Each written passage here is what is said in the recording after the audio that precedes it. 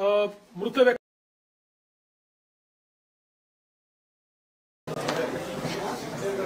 महाराष्ट्रामध्ये यंदाच्या संपूर्ण खरीपाच्या मोसमामध्ये जो काही पाऊस पडला, सातत्याने जी अतिवृष्टी झाली, त्यामुळे मोठ्या प्रमाणात शेतीचं आणि शेतकऱ्यांचं नुकसान झालं. पिकांचे नुकसान झालं, जनावरांचं नुकसान झालं, काही ठिकाणी घरांचं नुकसान झालं, गोठ्यांचं नुकसान झालं. जे काही ग्रामीण भागातलं पब्लिक इन्फ्रास्ट्रक्चर आहे त्याचंही नुकसान झालं आणि दुर्दैवाने काही लोक मृत्युमुखी देखील पडले, काही लोक जखमी झाले. असं एक प्रचंड आपल्याला चित्र भीषण अशा प्रकारचं पाहायला मिळालं. आम्ही देखील वेगवेगळ्या ठिकाणी प्रत्यक्ष जाऊन या परिस्थितीची पाहणी केली. सातत्याने शेतकऱ्यांशी आम्ही चर्चा केली आणि एक प्रकारे दिलासा आपल्याला कसा देता येईल याचा प्रयत्न आम्ही केला. तातडीची मदत म्हणून ज्यांच्याकडे नुकसान झालेलं आहे, त्यांना घरामध्ये पाणी शिरलं आहे, त्यांना 10,000 रुपये देण्याचा विषय असेल किंवा गहू तांदूळ देण्याचा विषय असेल, त्या ठिकाणी वेगवेगळ्या प्रकारे छोटी मोठी मदत जी आहे ती मदत करण्याचं काम आपण सुरू केलं. अगदी तातडीनं 2200 कोटी रुपये रिलीज करून क्रॉप कम्पेन्सेशनचा पहिला हप्ता जो काही आहे तो, आणि त्यानंतर आम्ही सातत्याने आपल्याला जास्तीत जास्त मदत कशी करता येईल याचा प्रयत्न करत होतो. आपल्याला कल्पना आहे की शेतकऱ्याचं आपल्या पिकावर पोटच्या पोराप्रमाणे प्रेम असतं आणि अशा परिस्थितीत पीक करपून गेलं, त्या ठिकाणी पाणी साचलं, अशी जी काही अवस्था पाहायला मिळाली, झोपलेलं पीक पाहायला मिळालं, चिखल पाहायला मिळाला आणि अनेक ठिकाणी तर जमीनच खरडून गेली. त्यामुळे रबीची पेरणी करण्याचीही क्षमता त्या ठिकाणी उरली नाही. खरं म्हणजे यातनं जे काही आर्थिक आणि मानसिक अशा दोन्ही प्रकारचा त्रास शेतकऱ्यांना होतो त्याचं 100% कम्पेन्सेशन कोणीच देऊ शकत नाही. मात्र आमचा शेतकरी पुन्हा आपल्या पायावर उभा राहायला पाहिजे आणि भविष्यामध्ये पुन्हा शेतकरी आणि शेती ही उभी राहिली पाहिजे. या दृष्टीनं आम्ही जास्तीत जास्त रिसोर्सेस याच्याकडे वळवण्याचा निर्णय घेतला आणि त्या दृष्टीने आम्ही कम्पेन्सेशनच्या संदर्भातलं एक पॅकेज तयार केलेलं आहे. साधारणपणे आपण जर बघितलं तर महाराष्ट्रामध्ये 1,43,52,281 हेक्टर एवढ्या जमिनीवर पिकांची लागवड झाली होती. यापैकी साधारणपणे 68,69,756 हेक्टर एवढ्या जमिनीवरचं पिकांचं नुकसान झालेलं आहे. यात काही जमिनीवर अंशतः आहे आणि मोठ्या प्रमाणात पूर्णतः नुकसान आपल्याला पाहायला मिळतं आहे. साधारणपणे मेजर नुकसान जे आहे ते 29 जिल्ह्यांमध्ये झालेलं आहे. 253 तालुके हे जवळपास सरसकट आम्ही घेतलेले आहेत की ज्या ठिकाणी आम्ही मदत करतो आहोत, ज्यामध्ये 2059 मंडळ आहेत की ज्या मंडळांमध्ये क्रॉप डॅमेज झालेला आहे. त्यामुळे 65 मिलीमीटरची अट आम्ही ठेवलेली नाही. जिथे क्रॉप डॅमेज आहे असं सगळं कव्हर करून त्या ठिकाणी मदत करण्याचा निर्णय आपल्या सरकारने त्या ठिकाणी घेतलेला आहे. एकूण सर्व प्रकारची जी मदत आपण करतो आहे, ज्यामध्ये क्रॉप डॅमेज आहे, ज्यामध्ये खरडून गेलेल्या जमिनीचा विषय असेल किंवा मृत व्यक्तींना मदत असेल, जखमींना मदत असेल, इस्पितळातली मदत असेल, 10,000 रुपये जे आपण देतो ती मदत असेल, पूर्णतः जे नष्ट झालेले पडझड झालेले घरं आहेत जी 100% गेली आहेत त्याला पूर्णपणे आपण नव्याने घरं बांधण्याकरता त्या ठिकाणी मदत करणार आहोत आणि नव्याने प्रधानमंत्री आवास योजनेतला नवीन घर समजून त्याला पूर्ण पैसे देऊन त्या ठिकाणी त्या घराची निर्मिती आपण करणार आहोत. डोंगरी भागातली देखील जी घरं आहेत त्यांना 10,000 रुपये जास्तीचे देऊन त्या घरांना देखील आपण मदत करणार आहोत. जिथे अंशतः घरांची पडझड झाली आहे त्यांनाही मदत करणार आहोत. झोपड्यांची जिथे पडझड झाली आहे त्यांनाही मदत करणार आहोत. त्यासोबत गोठ्याची मदत आपण वेगळी करणार आहोत. दुकानदारांचं देखील नुकसान झालेल्या जवळपास 50,000 रुपयापर्यंतचं दुकानदारांना देखील आपण त्या ठिकाणी मदत करणार आहोत. दुधाळ जनावरं जी आहेत याच्याकरता जवळपास 37,500 रुपयापर्यंत प्रति जनावर अशा प्रकारे मदत करण्याचा आपण निर्णय घेतलेला आहे आणि एनडीआरएफमध्ये 3 जनावरांपर्यंतची जी काही मर्यादा आहे ती आपण काढून टाकलेली आहे. जेवढ्या जनावरांचं त्या ठिकाणी मृत्यू झाला असेल त्या प्रत्येक जनावराकरता राज्य सरकारच्या वतीनं कॉम्पेन्सेशन देण्यात जाईल. ओढकाम करणारी जी जनावरं आहेत त्याच्याकरता 32,000 रुपये प्रति जनावर देण्यात येईल. कुक्कुटपालनाकरता देखील आपण त्या ठिकाणी जो काही आपला दर आहे तो 100 रुपये प्रति कोंबडीप्रमाणे जेवढं नुकसान झालं असेल तेवढं देणार आहे. विशेषतः खरडून गेलेली जी जमीन आहे हा एक अत्यंत महत्वाचा विषय आहे. कारण शेवटी शेतकऱ्याला सॉईल आणावं लागणार आहे, माती आणावी लागणार आहे आणि त्याकरता मोठ्या प्रमाणात त्यांना त्याची मदत आपल्याला करावी लागणार आहे. आणि म्हणून आपण हा निर्णय केलेला आहे की 47,000 रुपये हेक्टरी त्यांना कॅश कॉम्पेन्सेशन आणि 3 लाख रुपये हेक्टरी हे नरेगाच्या माध्यमातून आम्ही त्यांना देणार आहोत. म्हणजे जवळपास 3.5 लाख रुपये हेक्टरी हे खरडून गेलेल्या जमिनीकरता शेतकऱ्यांना उपलब्ध करून देण्याचा निर्णय हा आपण या ठिकाणी घेतलेला आहे. आणि याच्या व्यतिरिक्त सगळ्यात महत्वाचं की जे काही कॉम्पेन्सेशन आपल्याला क्रॉपच्या संदर्भात द्यायचं आहे त्या क्रॉपच्या कॉम्पेन्सेशनच्याकडे मी शेवटी येतो. बधित विहिरी आहे. आता ज्या विहिरींमध्ये गाळ गेला आहे, ज्या विहिरींचं नुकसान झालेलं आहे याकरता एनडीआरएफचे कुठलेही नॉर्म्स नाहीत तरी देखील राज्य सरकारने एक विशेष बाब म्हणून 30,000 रुपये प्रति विहीर ही मदत करण्याचा निर्णय घेतलेला आहे. ज्यातनं हा गाळ काढणे आणि ती विहीर सुस्थितीत आणणे हे काम देखील आपण करणार आहोत. यासोबत अन्नधान्याच्या किट्स वगैरे आपण त्या ठिकाणी देतो ते मी यापूर्वी देखील सांगितलेलं आहे. आपण 2 अजून निर्णय याच्यात घेतले आहेत की जे काही इन्फ्रास्ट्रक्चरचं नुकसान झालं आहे ग्रामीण भागामध्ये त्याकरता 10,000 कोटी रुपये इन्फ्रास्ट्रक्चरच्या नुकसानीकरता आपण उपलब्ध करून देणार आहोत. डीपीसीमध्येही 5% अशा प्रकारे पूरग्रस्त भागातल्या कामाकरता आपण जवळपास 1,500 कोटी रुपये हे आपण उपलब्ध करून दिलेले आहेत. एक मागणी सातत्याने यायची, ओला दुष्काळ जाहीर करा, ओला दुष्काळ जाहीर करा. त्या संदर्भात आम्ही जी घोषणा केली होती त्यानुसार टंचाई म्हणजे ज्याला आपण बोलीभाषेत दुष्काळ म्हणतो किंवा अवर्षण असतं त्या वेळच्या ज्या काही उपाययोजना आहेत त्या सगळ्या उपाययोजना याला ओला दुष्काळ किंवा ओल्या टंचाईचा काळ समजून त्या सगळ्या उपाययोजना आपण त्या ठिकाणी करणार आहोत. ज्यामध्ये जमीन महसुलात सूट असेल, कर्जाचं पुनर्गठन असेल, शेतीशी निगडीत कर्जाच्या वसुली स्थगिती असेल, कृषी पंपाच्या चालू वीज तर बिल तर आता लागतच नाही त्यामुळे तो विषय संपलाय. वीज बिल आम्ही वसूलच करत नाही. शालेय व महाविद्यालयीन विद्यार्थ्यांना परीक्षा शुल्कात माफी हे देखील करण्यात येणार आहे. आणि रोहिओ अंतर्गतच्या कामाच्या निकषात ज्या काही सुधारणा करायच्या त्या आपण करणार आहोत. आणि विशेषतः अतिवृष्टी व पूर परिस्थितीमध्ये हे जे काही तालुके आपण जाहीर केले आहेत तिथे शेतीच्या वीज पंपाची जी काही वीज जोडणी आहे ती त्या ठिकाणी अबाधित राहील. त्याचं नुकसान झालं असेल तर त्याची भरपाई मिळेल. अशा सगळ्या गोष्टी ज्या आपण दुष्काळाच्या म्हणजे टंचाईच्या काळात करतो त्या सगळ्या गोष्टी आता देखील आपण या ठिकाणी लागू केलेल्या आहेत. आता मी याच्याकडे वळतो की आपण शेतकऱ्यांना जी थेट मदत करणार आहोत म्हणजे ही आधीची सगळी मदत शेतकऱ्यांनाच आहे पण क्रॉप कॉम्पेन्सेशन. तर क्रॉप कॉम्पेन्सेशनच्या संदर्भात आपल्याला कल्पना आहे की या ठिकाणी साधारणपणे एनडीआरएफच्या नियमाप्रमाणे 8,500 रुपये आपण या ठिकाणी कोरडवाहूला देतो.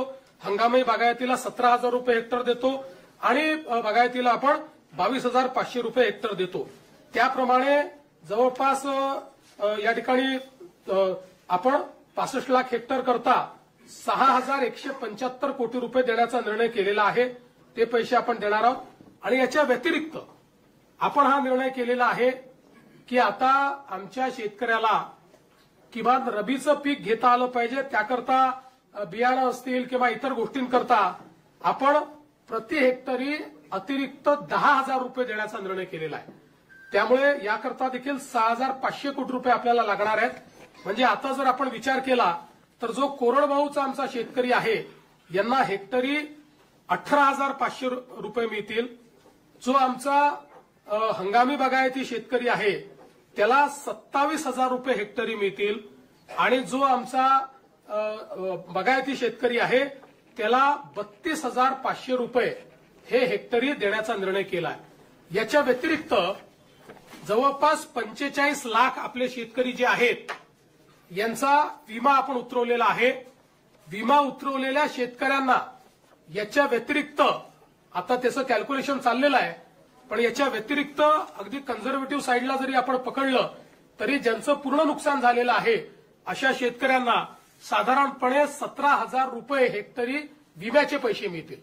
त्यामुळे आपण जर बघितलं तर ज्यांनी विमा उतरवलेला आहे अशा शेतकऱ्यांना साधारणपणे त्यातले जे कोरडवाहूचे शेतकरी आहेत त्यांनाही 35,000 पर्यंत मिळतील. आणि जे बागायती आहेत त्यांना तर 50,000 प्रति हेक्टरच्या वर एकंदरीत पैसे जे आहेत ते या ठिकाणी प्राप्त होणार आहेत.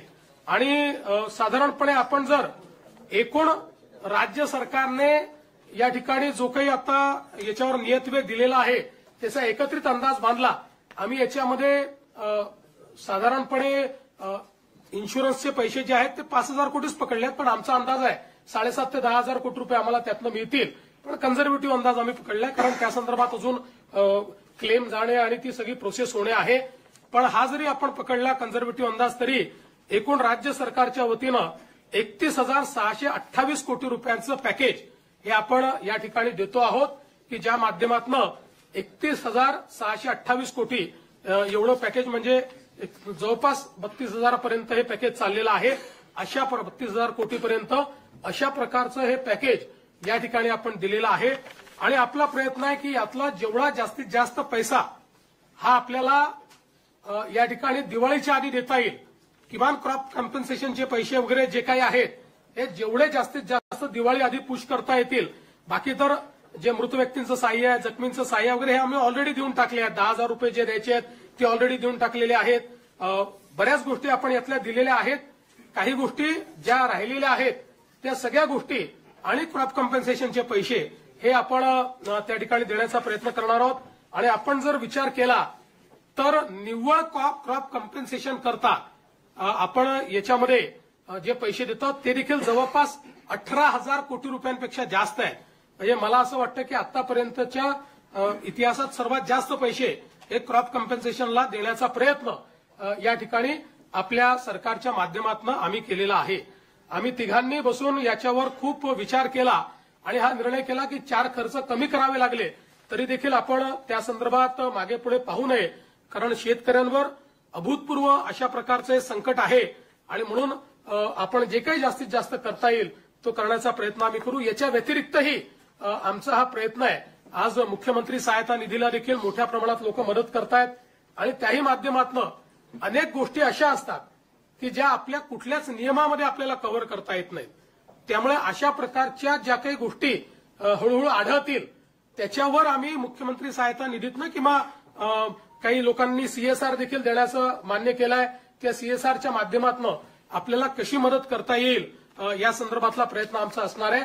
कुठल्याही परिस्थितीमध्ये शेतकऱ्यांच्या मुलांचं शिक्षण हे याच्यामुळे बाधित होऊ नये, त्यांची स्वप्न कुठेतरी खंडित होऊ नये अशा प्रकारचा प्रयत्न या माध्यमातून आम्ही या ठिकाणी केलेला आहे.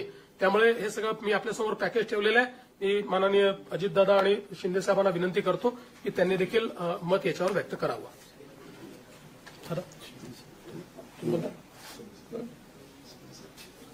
यामध्ये आता मुख्यमंत्री महोदयांनी सांगितलं त्याच्यात 2 हेक्टरच्या पुढे पण आम्ही निर्णय घेतलेला आहे 3 हेक्टर पर्यंतचा. त्याच्यामुळे काही शेतकऱ्यांच्या मनात अशी शंका येण्याची शक्यता आहे की आपल्याला 2 हेक्टर आणि तो वरचा सगळा भार राज्य सरकारने उचललेला आहे. कारण 2 हेक्टरपर्यंत एनडीआरएफ एसडीआरएफच्या संदर्भातले नॉर्म्स असतात.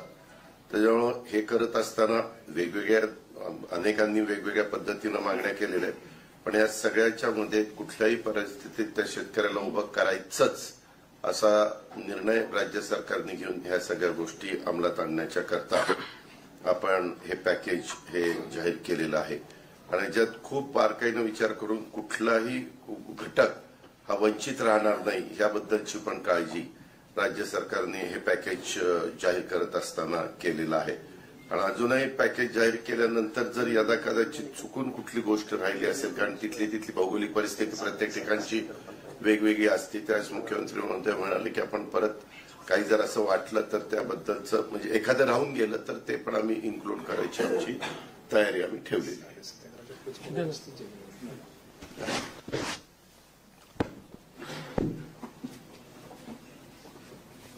यावर्षी अतिवृष्टीमध्ये 1 जून ते 30 सप्टेंबर पर्यंत अतिशय मोठं नुकसान शेतकऱ्यांचं झालं आणि प्रत्यक्ष संकट मोठं होतं.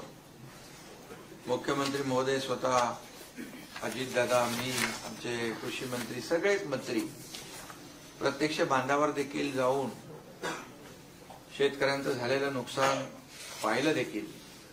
आणि फक्त बांधावर जाऊन नुकसान पाहण्यापुरतं सरकारने काम मर्यादित केलं नाही, तर तात्काळ त्यांना 10,000 रुपये तातडीची मदत देण्याचाही निर्णय घेतला. त्याचंही वाटप सुरू झालं.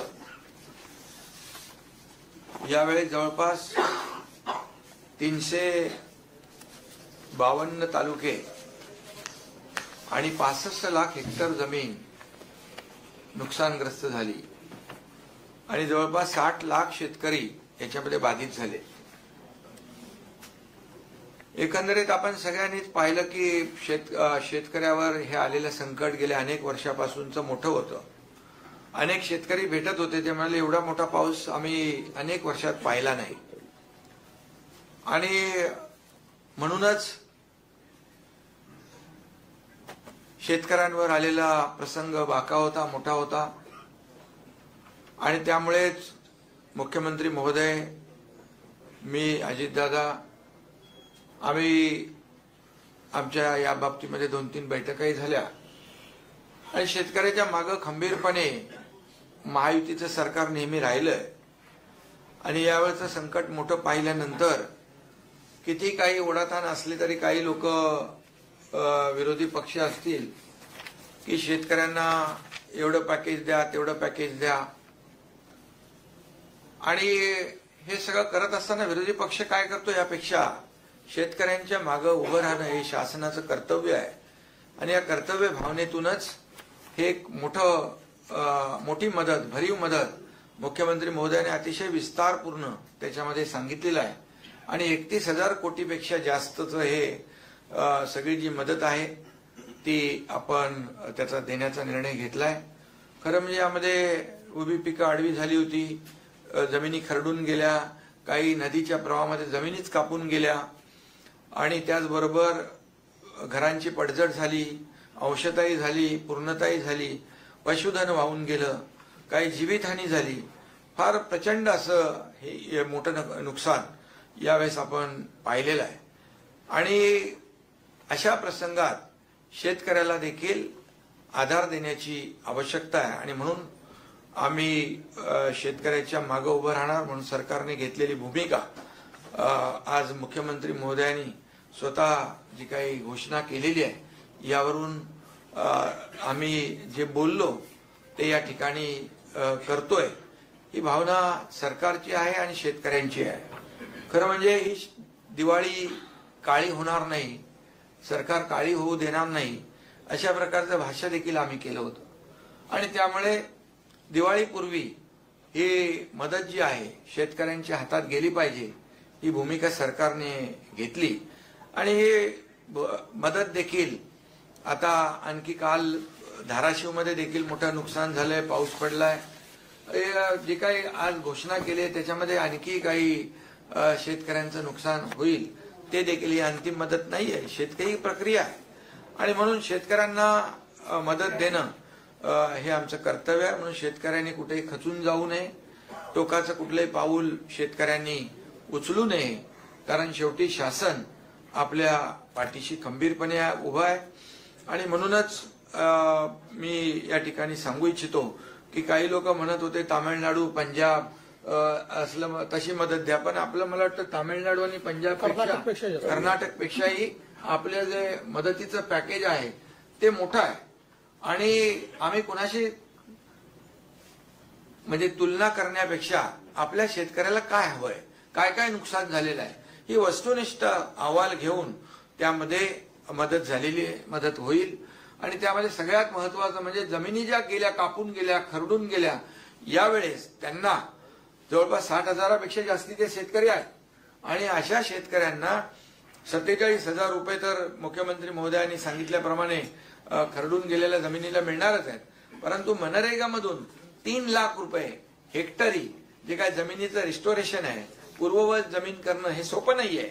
आणि तो मोठा प्रश्न शेतकऱ्यांसमोर होता आणि तो आपण सरकारने मिटवलाय. त्यामुळे देखील मोठी मदत, रॉयल्टी लावत नाही आपण, आणि त्याला रॉयल्टी फ्री केलेला आहे. त्यामुळे या मदतीच्या पॅकेजमध्ये गाळ भरलेला आहे. तो देखील जो गाळ काढण्याचं काम त्याला देखील या सर्व मदतीची त्याला सहकार्य होणारच आहे. आणि यामध्ये 2 हेक्टरचं आपण 3 हेक्टर, काही लोक म्हणत होते की 2 हेक्टरची मर्यादा आहे, ती मर्यादा काढा. तर 3 हेक्टर आपण ऑलरेडी त्याची देखील मर्यादा वाढवलेली आहे. आणि यामध्ये जसं पीक विम्याचं देखील मुख्यमंत्री महोदय म्हणाले, ती देखील रक्कम यामध्ये ऍड होणार आहे. आणि मोठ्या प्रमाणावर यामध्ये शेतकऱ्यांना दिलासा मिळेल. शेतकरी वाऱ्यावर शेतकऱ्याला सोडणार नाही. आणि शेतकऱ्याला पुन्हा सक्षम करण्यासाठी जे जे काही उपाय करता येतील ते आम्ही करणार आहोत. आणि म्हणून सगळे निकष बाजूला ठेवून आमच्या सरकारने सगळे निकष, अटी, शर्ती बाजूला ठेवून शेतकरी हा केंद्रबिंदू, शेतकरी हा फोकस केलेला आहे. आणि म्हणूनच या वेळेस किती ताणाताण असली, ओढाताण असली तरी सुद्धा सरकारने खूप मोठा निर्णय शेतकऱ्यांसाठी घेतलेला आहे. एनडीआरएफचे जे निकष आहेत त्यात 10,000 आणखी ऍड केलं, त्या बाबतीत देखील मुख्यमंत्री महोदयांनी सांगितलेलं आहे. 10,000 प्रति हेक्टरी म्हणजे जी एनडीआरएफचे निकष आहेत त्यात आणखी 10,000 प्लस. म्हणजे यामध्ये पुढचं जे काय रबीचं पीक आहे ते घेण्यासाठी शेतकऱ्यांना खतं, बी बियाणं या संदर्भात देखील मदतीचं जे नुसतं आता झालेल्या नुकसानीची मदत न देता पुढच्या पिकाला देखील त्यांना मदत कशी मिळेल यासाठी देखील सरकारने विचार केलेला आहे. आणि त्याचबरोबर आम्ही तिघांनी, अमित भाई आले होते त्यावेळेस देखील त्यांना विनंती केली की मोठं संकट आहे आणि या संकटामध्ये आम्ही राज्य सरकार तर पूर्ण ताकदीने खंबीरपणे शेतकऱ्यांच्या मागे उभे आहोतच. आम्ही तर बिलकुल जे काही मदत करायची ती करणार, पण केंद्र सरकार देखील यामध्ये केंद्राची देखील मदत झाली पाहिजे अशा प्रकारची मागणी अमित भाईंकडे केली. आदरणीय प्रधानमंत्री मोदीजींना देखील मुख्यमंत्री महोदयांनी आमच्या सहीचं पत्र दिलं, तिकडे देखील निवेदन दिलेलं आहे. आणि अमित भाईंनी देखील त्यांच्या परवाच्या जाहीर भाषणात देखील सांगितलं, महाराष्ट्रातल्या शेतकऱ्याच्या मागं केंद्र सरकार खंबीरपणे उभं राहील. आपला प्रस्ताव दाखल केला की तातडीने तो मान्य केला जाईल.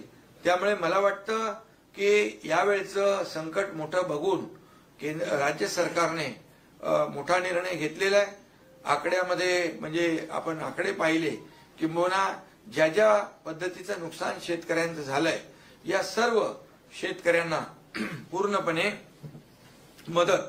मदतीचा हात राज्य सरकार देईलच आणि तो निर्णय आपण घेतलेलाच आहे.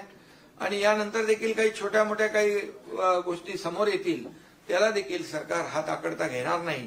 आणि केंद्र सरकार देखील आदरणीय प्रधानमंत्री नरेंद्र मोदीजी नेहमीच शेतकऱ्यांच्या पाठी उभे राहिलेले आहेत. म्हणूनच त्यांनी दर वर्षाला शेतकरी सन्मान योजना सुरू केली. आपणही त्याच्यामध्ये तेवढेच 6,000 रुपयाची भर घालून नमो शेतकरी सन्मान योजना देखील सुरू केली. त्यामुळे शेतकऱ्यांच्या बद्दल असलेला जो काही जिव्हाळा आहे, जी काय आपुलकी आहे, शेवटी शेतकरी आपला अन्नदाता आहे, मायबाप आहे, आणि म्हणून आज बळीराजाच्या डोळ्यामध्ये अश्रू आहे. ते अश्रू पुसण्याचं काम नक्की राज्य सरकार केल्याशिवाय राहणार नाही. आणि त्याचीच प्रतिपूर्ती आजच्या मुख्यमंत्री महोदयांनी डिटेलमध्ये जे काय घोषित केलं त्यातून येते. आणि केंद्र सरकार देखील यामध्ये भरीव मदत आपल्याला दिल्याशिवाय राहणार नाही. त्यामुळे पूर्णपणे शेतकऱ्याच्या मागे आम्ही उभे राहू आणि शेतकऱ्याला मोठा दिलासा देऊ. पुन्हा एकदा मी सांगतो की शेतकऱ्यांनी कुठेही खचून जाऊ नये. सरकार आपल्या पाठीशी आहे.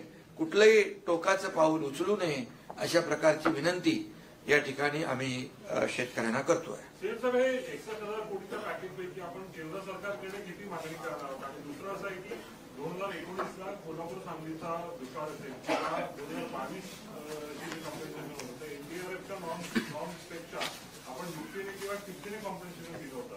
ते जरी 10,000 रुपये आपण वाढवले असेल तरी ते फक्त रबीच्या पिकांना मिळणार आहे. आणि रबीची पिकं ही 1/3 असतात फक्त खरीपाचे. याचा अर्थ फक्त 1/3 शेतकऱ्यांना ते कॉम्पेन्सेशन 10,000 जे आहे ते मिळणार आहे. पहिली गोष्ट, आतापर्यंतच्या दिलेल्या सगळ्या पॅकेजपेक्षा मोठं पॅकेज आहे. याचं कारण एनडीआरएफची त्या काळात जी काही रक्कम होती त्याच्यापेक्षा आता एनडीआरएफनेच रक्कम वाढवलेली आहे. दुसरं, रबीचं पीक घेतो की नाही घेत हा भेद न करता 100% शेतकऱ्यांना 10,000 रुपये हेक्टरी आम्ही देतो. कारण आमची अपेक्षा अशी आहे की जो रबीचं पीक घेत नव्हता तोही आता घेईल. कारण त्याचं खरीपाचं पीक हे वाया गेलेलं आहे. शेतकरी कधीच रिकामा बसत नाही. त्याच्यामुळे पाणी उपलब्ध आहे. ज्यांची जमीन खरडून गेलेली नाही असे जे शेतकरी आहेत ते रबीचं पीक घेऊ शकतात. त्यामुळे 100% शेतकऱ्यांना, जेवढे याच्यामध्ये बाधित शेतकरी आहे, 65 लाखाचा आकडा तो 68 लाखापर्यंत जाणार आहे, या सगळ्या शेतकऱ्यांना आम्ही हे 10,000 रुपये देतो. म्हणून मी म्हटलं आतापर्यंत आम्ही जे दिलेले आहेत त्यातलं सगळ्यात मोठं कॉम्पेन्सेशन यावर्षी दिलेलं आहे. विमा कंपन्या अनेकदा मदत करताना अटी शर्ती घालतात आणि जी मदत मिळते ती अगदी किरकोळ असते. आणि आपली जी 3 हेक्टर पर्यंतची मर्यादेची अट आहे, विमा कंपन्यांनाच तो लाभ असणार की विमा कंपन्या सरसकट सगळ्या जमिनीला पाहिजे. विमा कंपन्यांना 2 हेक्टरची वगैरे अट नसते. विमा कंपन्या जेवढ्या जमिनीचा विमा उतरला त्याच्यावर ते देत असतात. आज सकाळीच केंद्रीय कृषी मंत्री शिवराज सिंग चौहान साहेब यांनी मला स्वतः फोन केला आणि त्यांनी सांगितलं की तुम्ही विम्याच्या संदर्भात जी काही कारवाई करावी लागते ती लवकर पूर्ण करा. मी स्वतः विमा कंपन्यांची बैठक घेऊन त्यांनी तातडीनं योग्य कॉम्पेन्सेशन दिलं पाहिजे याकरता त्यांच्यावर दबाव आणीन. त्यामुळे आता आम्ही आमची जी प्रोसेस आहे, जे व्हॅलिडेशन आपल्याला करून द्यावं लागतं, त्या प्रोसेसला आता आपण गती दिलेली आहे.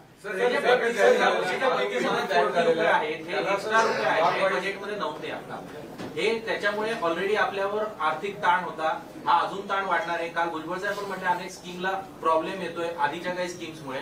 तर अशा कोणत्या स्कीम्स आहेत की ज्याला यातून प्रॉब्लेम येऊ शकतो? कारण तुम्ही म्हटलं ते आता त्यावेळी बघू. बघा, असं आहे, शेवटी शेतकऱ्यांना जर मदत करायची असेल तर कुठेतरी ताण हा सहन करावा लागेल. हे अशा प्रकारे बजेट तयार करताना इतकी अतिवृष्टी होईल याची तर आपल्याला कल्पना नव्हती. त्यामुळे अशा प्रकारचा अप्रत्याशित किंवा अनियोजित खर्च आला तर त्याकरता तो काही ठिकाणी आपल्याला काही बाबींवर खर्च कमी करावा लागेल, काही बाबींवर ताण सहन करावा लागेल. आजच या सगळ्या गोष्टी सांगता येत नाही. आता ज्यावेळी आम्ही रिएप्रोप्रिएशन करू, आज तर आम्ही काय करतो, आमच्याकडे जे जे वेगवेगळ्या प्रकारचे निधी आहेत त्याचं रिएप्रोप्रिएशन करून तात्काळ हे पैसे देणं सुरू करतो. मग डिसेंबरच्या अधिवेशनामध्ये कुठे कमी करायचं, कुठे वाढवायचं हे बघितलं जाईल. पहिलं प्रायोरिटी काय आहे, शेतकऱ्यांना मदत करणे, ती आम्ही करतो. सर, हा जो प्रस्ताव आहे, हा जो पॅकेज आहे सर, मराठवाड्यामध्ये खूप जास्त नुकसान झालेलं आहे. त्याच्या विभाग वाईज काय आकडा मिळेल का? आणि केंद्र सरकारकडे सर जो प्रस्ताव सादर करणार आहात तो किती कधी होणार सर? पहिलं तर विभागच्या आत्ता याला देता येणार नाही, पण साधारण तुम्ही ठोक अंदाज घेतला तर परभणी, वाशिम, जालना आणि यवतमाळ हे जिल्हे असे आहेत की जिथे 50% जास्त नुकसान आहे. त्यानंतर छत्रपती संभाजीनगर आणि अहिल्यानगर हे 2 जिल्हे असे आहेत जिथे 75% जास्त नुकसान आहे. आणि लातूर, धाराशिव, नांदेड, बीड, हिंगोली आणि सोलापूर हे असे जिल्हे आहेत जिथे 80% 100% नुकसान आहे. त्यामुळे या जिल्ह्यांना सर्वाधिक मदत मिळेल अशा जेवढं जिथे नुकसान झालेलं आहे त्यानुसार ती मदत मिळेल. शरद पवार परत म्हणतायत की शेतकऱ्यांकडूनच इनडायरेक्टली वसुली केली जाईल. या बाबतीत जो नफ्यातल्या बाबतीत बोलला होता कारखानदाराकडून त्या बाबतीत बोलतायत, काय नेमकं त्याच्यामध्ये आहे आणि याबद्दल पुनर्विचार करावा असं देखील बोलतायत. पहिली गोष्ट तर 5 रुपयाचा विचार केला, कारखान्यांनी 5 रुपयाच्या हिशोबाने दिले, एकूण किती पैसे मिळतात? 50 कोटी रुपये. आमचं पॅकेज आहे 31,000 कोटी रुपयाचं. त्यामुळे केवळ त्या कारखान्यांना जाणीव असावी एवढ्यापुरतं आम्ही त्यांना ही विनंती केली आहे. आता आपल्याला कल्पना आहे की FRP कॅल्क्युलेट करण्याची एक पद्धत आहे. शेतकऱ्यांना काय मिळते? FRP मिळते. ती FRP कॅल्क्युलेट करण्याची पद्धत आहे. त्या पद्धतीने जी FRP कॅल्क्युलेट होईल ती शेतकऱ्यांना द्यावीच लागेल. त्याच्यातनं एकही पैसा कट करता येणार नाही. त्याच्या व्यतिरिक्तही पैसे त्यांना द्यायचे आहेत. त्याच्यामुळे अर्थातच नफ्यातनंही पैसे द्यायचे आहेत. आज जर राज्य सरकार त्या ठिकाणी या सगळ्या कारखान्यांना अडचणीत आले तर कर्ज देतं, बिनव्याजी कर्ज देतं, कर्जामध्ये सूट देतं, इथेनॉल करता पैसे देतं, कोजेन करता पैसे देतं, कोजेनमध्ये शॉर्टफॉल आला तर त्याला पैसे देतं, त्यांची मार्जिन आली तर त्याला पैसे देतं. अशा परिस्थितीमध्ये शेतकऱ्यांवर त्या ठिकाणी अशा प्रकारचं काही समजा एखादं संकट आलं तर त्याच्यात मदत करायला हरकत काय? आणि साधारणपणे 200 कारखाने आपल्याकडे गाळप हंगामात असतात. कारखाने जास्त आहेत. याचा हिशोब लावला तर 25 लाख रुपये देखील एखाद्या कारखान्याला येत नाही. पण मी त्याच्या पलीकडे जाऊन सांगतो, अनेक कारखाने असे आहेत की जे आम्हाला 1-1 कोटी रुपये देत आहेत स्वतःहून समोरून येऊन. त्यांना ते सामाजिक जाणीव आहे.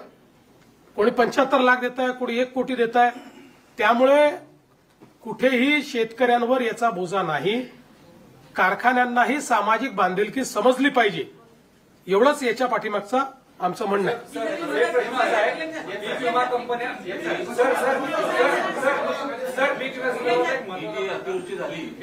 हे झालं की तुम्हाला यंदाचा पीक विमा हा पीक कापणी प्रयोगावर मिळणार आहे. आता पिकच शिल्लक राहिलेली नाही आणि कंपन्यांनी ऑलरेडी आधी प्लॉट तयार केलेले आहेत की जे कापणी प्रयोग तिथं होणार आहे. याचा उंबरठा उत्पादन गृहीत धरून पीक विमा कंपन्या मदत देणार की सरसकट आता ज्या पद्धतीने तुम्ही मदत जाहीर केली त्या पद्धतीने पीक विमा कंपन्यांना तुम्ही निर्देश देणार?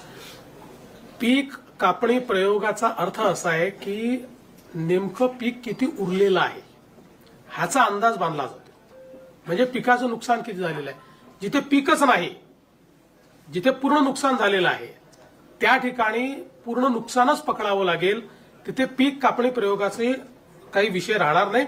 फक्त जाऊन त्या ठिकाणी त्यांना ते व्हॅलिडेट करावं लागेल. टाइम बाउंडच आहे ते. त्याचीच कारवाई आता चाललेली आहे. त्यामुळे 100% टाइम बाउंड आहे आणि त्या संदर्भात त्यांना जी काही मदत लागेल ती आम्ही करायला तयार आहोत. दुसरं, तुम्ही जे म्हणालात आम्ही पीक कापणी प्रयोगावर परत का आलो, यापूर्वी आम्ही काही ट्रिगर दिले होते. काही लोक म्हणतात ट्रिगर का काढले. आमचा 2 वर्षाचा अनुभव असा राहिला की या ट्रिगरमुळे पहिले 25% तर शेतकऱ्यांना तात्काळ मिळाले, पण नंतरचे 75% ट्रिगरमध्ये बसलेच नाही. त्यामुळे शेतकऱ्यांचं नुकसान झालं आणि म्हणून आम्ही म्हटलं ही पद्धत नको, जुनी पद्धत बरोबर आहे. कारण पीक कापणी प्रयोगामुळे 100% पैसे मिळतात आणि म्हणून आम्ही त्या पद्धतीकडे परत गेलेलो आहोत आणि त्या पद्धतीने विमा आम्ही देतो. सर, हे आपण वर्षानुवर्ष जे नद्यांचे गळे दाबले आणि अतिक्रमण त्या नद्यांवर झाले त्याचा एक मोठा परिणाम आपल्याला परवाच्या अतिवृष्टीमध्ये आणि त्यातून आलेल्या महापुरामध्ये दिसून आलेला आहे. सरकार आता हे कॉम्पेन्सेशन देताना दीर्घकालीन उपाययोजना काय विचार करत आहे?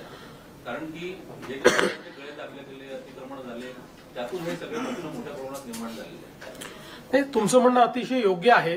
केवळ नद्याच नाही, नाले जे आहेत ते अधिक महत्वाचे आहेत. नाल्यांवरच्या अतिक्रमणामुळे आज विशेषतः मोठ्या प्रमाणात पाणी जमा होणं, शहरांमध्ये पाणी शिरणं, हे जे नुकसान होणं आहे ते नाल्यांच्या, कारण ते नॅचरल फ्लोचे सगळे त्या वाहिन्या आहेत आणि म्हणून निश्चितपणे या संदर्भात एक दीर्घकालीन उपाययोजना आपण करण्याचा विचार करतो. केंद्राकडे प्रस्ताव कधीपर्यंत जाईल? केंद्राचा प्रस्ताव हा एक मोठं फॉर्मॅट असतं. त्या फॉर्मॅटमध्ये तो तयार करावा लागतो. आपण आपलं कम्पेन्सेशन जेव्हा घोषित करतो त्यावेळेस आपण अनेक वेळा नजर आणेवारीवर देखील तो करू शकतो, त्याला काही अडचण नसते. पण केंद्राकडे पूर्ण फॅक्ट अँड फिगर्स जावं लागतं. त्यामुळे त्या संदर्भातली कारवाई आमची चाललेली आहे. प्रस्ताव केंद्राला एकदाच पाठवता येतो, तो परत रिवाईज नाही करता येत. म्हणून थोडा उशीर झाला तरी सगळ्या फॅक्ट्स अँड फिगर सहित आपलं योग्य कॉम्पेन्सेशन मागता आलं पाहिजे. त्या दृष्टीने आम्ही तो तयार करतो आहोत. त्याची एक प्रोसेस आहे, तो गेल्यानंतर त्यांची टीम येते. त्यामुळे पण जसं मी यापूर्वी देखील सांगितलं की त्याकरता आम्ही थांबणार नाही आहोत, कारण ते रिएम्बर्समेंट आहे. त्यामुळे आम्ही खर्च केला म्हणजे आता केंद्र देणार नाही असं नाहीये. आम्ही खर्च केला तर ते पैसे केंद्र रिप्लेस करून देतं. जसं आताही एनडीआरएफ मध्ये आपल्याला 3-4 हजार कोटी रुपये ऍडव्हान्स मध्ये दिले होते, ते आता आपल्याला खर्च करता येतात याच्यामध्ये. म्हणजे त्याच्यात ते ऍडव्हान्स मध्ये आपल्याला वर्षाच्या सुरुवातीलाच मिळतात. तसं याच्यामध्ये केंद्राच्या प्रस्तावाकरता ते अडणार काही नाही. आम्ही पैसे खर्च करू, केंद्राची सगळी प्रक्रिया आम्ही पूर्ण करू, त्यातनं जास्तीत जास्त कॉम्पेन्सेशन मिळवायचा प्रयत्न करू. जमिनी खरडून गेलेल्या आहेत, त्या पुन्हा उपजाऊ बनण्यासाठी बराच काळ लागेल असा अंदाज वर्तवला जातो. तर तुम्ही आर्थिक मदत तर दिली आहे, पण जमीन उपजाऊ व्हायला शेतकऱ्याला काही आणखी तुम्ही तोपर्यंत पर्यायी जागा देणार का, किंवा काही अभ्यासगट तिथं नाही, याची आवश्यकता नाही आहे. जेव्हा जमीन खरडून जाते त्यावेळी आपण त्या ठिकाणी दुसरीकडनं माती आणतो, सॉइल आणतो. आणि जसं आता सोलापूरमध्ये प्रयोग सुरू केला, सर्वाधिक बाधित सोलापूर आहे. तर या ठिकाणी जो धरणांमध्ये गाळ वाहून आलेला आहे, हा गाळच उपसा करून तो शेतकऱ्याच्या शेतीमध्ये नेऊन टाकायचा. त्याकरता उपस्याला पैसे लागतात, त्याकरता ट्रान्सपोर्टला पैसे लागतात, ते सगळे लेबरचे पैसे लागतात, ते आम्ही उपलब्ध करून देतोय. आणि हा जो गाळ आहे हा इतका उपजाऊ असतो, म्हणजे अनेक वेळा अशा प्रकारचा आपण मागच्या काळामध्ये गाळमुक्त धरण, गाळयुक्त शिवार योजना केली. तर जेव्हा अशा प्रकारचा गाळ आणून आपण शेतीमध्ये टाकतो त्यावेळी आपल्याला जे वेगवेगळी खतं त्या ठिकाणी किंवा रासायनिक खतं यूज करावी लागतात, त्याचा उपयोग अगदी मिनिमम होतो आणि कदाचित पहिल्या वर्षी तो करावाही लागत नाही, म्हणजे कमीत कमी करावा लागतो. त्यामुळे ही अतिशय उपजाऊ अशा प्रकारची ती जमीन त्या ठिकाणी तयार होते. म्हणून वेगाने हे काम करता यावं म्हणूनच 2 भाग केलेले आहेत. याच्यातला जवळपास 47,000 रुपये कॅश कॉम्पेन्सेशन आहे आणि 3 लाख रुपये नरेगातले. जमीन किती आहे? 60,000 हेक्टर आहे.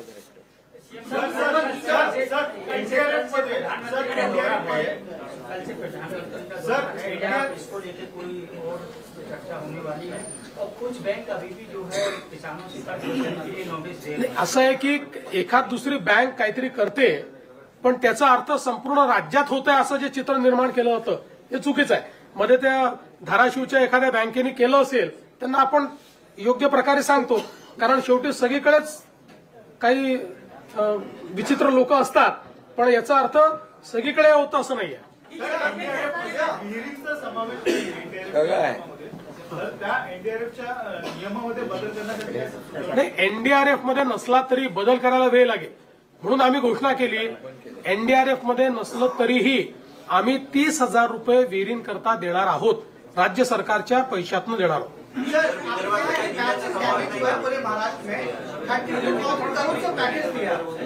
सर, अगर किसानों को और भी ज्यादा जरूरत पड़ेगी तो आपकी सरकार देगी या फिर केंद्र सरकार की मांग करेंगे कि ज्यादा नुकसान किसानों को भरपाई होगी? देखिए, अभी जो महाराष्ट्र में बाढ़ आई है, उस बाढ़ में करीब 65 से 68 लाख हेक्टेयर जमीन पर जो किसानों की फसल थी वो फसल बर्बाद हुई है.